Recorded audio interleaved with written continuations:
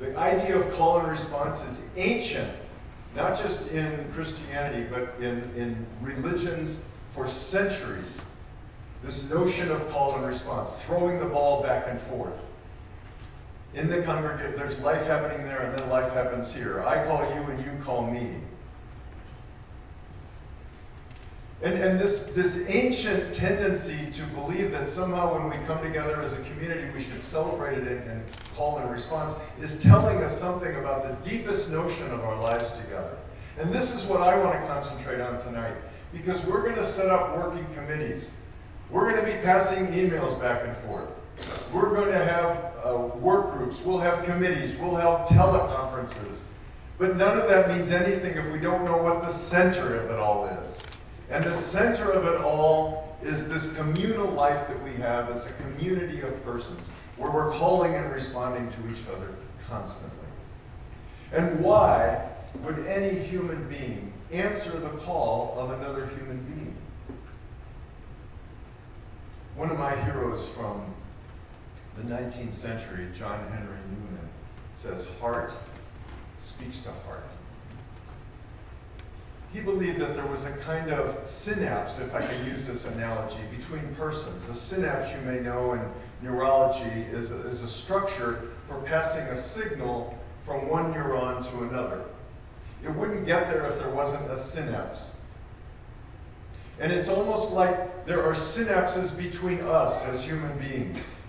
There's a kind of something that needs to be vaulted over or through to get from one to the other.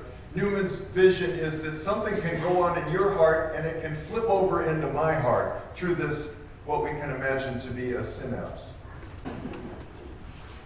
But what Francis de Sales says so much more poetically is that no one understands the message that went from one heart to the other, or from one eye to the other, than the two sacred lovers who have spoken in silence. Taking words out of communications, in this case, kind of teaches us the power of that synapse, how hearts are speaking to heart even before we have words to speak.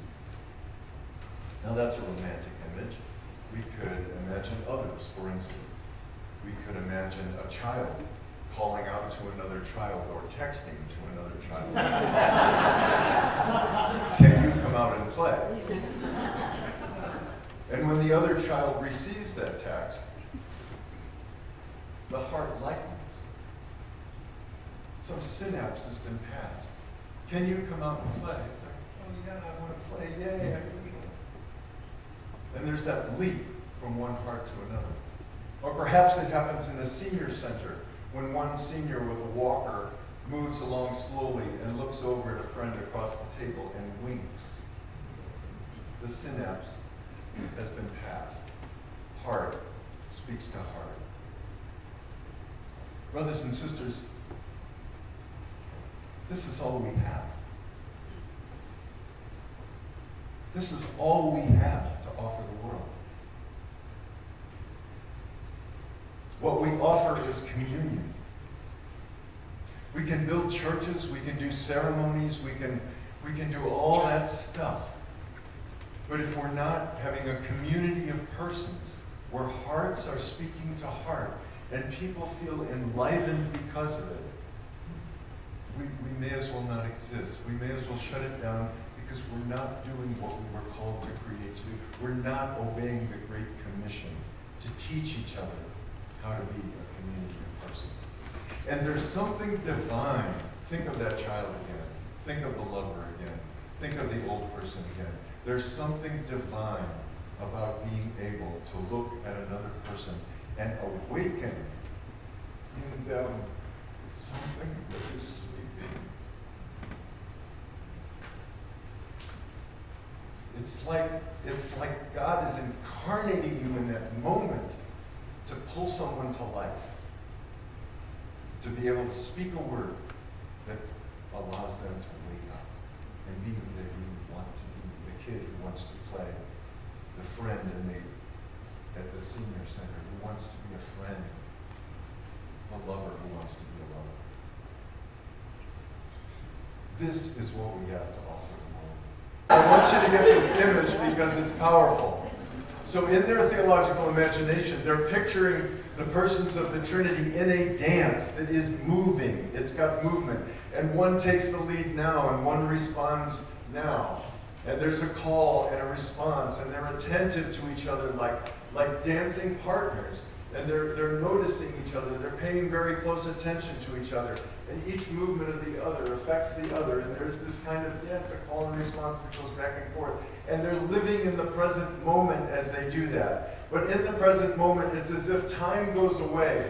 And as time goes away, there's a sort of a sense that the life that is passing between them is almost eternal. In fact, it feels eternal. As if there's some kind of flow of eternal life in the middle of this dance. And their imagination that God was like that is exactly what we're supposed to be like as a church. This is all that we have to offer to the world, is a church fully alive. And that's really important for when we're sitting around the kitchen table with our spouse or our family. Because if there isn't something happening between us, if the synapses aren't firing, then life isn't happening. It's really important that this happen in our churches, that we be connecting with one another through love in this way. This is what we are called to do as a church. We have the ability to awaken something in each other and to call each other to life. And this isn't just about what happens in your family or in your church. This is meant to affect how we as a communion affect the whole world. And so we want to teach each other, as we're coaching each other about these skills, how to discern the synapses between ourselves and those who live on the other side of the Rio Grande. Are you with me? Yeah. We need to think about the walls that we build, either real walls or figurative walls in our lives, where we put people on the other side and pretend like there is no synapse, there is no structure, there is no ability to be able to relate to those people. And what we offer the world by getting better and better at these skills is people who want something different than that, want to reach out and connect with people who in fact are different than ourselves. That may be the Rio Grande, or here in St. Louis, it's discerning the synapses along Del Mar. We've gone to sleep about this in St. Louis, but when the BBC came through St. Louis, they could see it. It was obvious because they had never seen it before. It's like, wow, there's a big dividing line right here.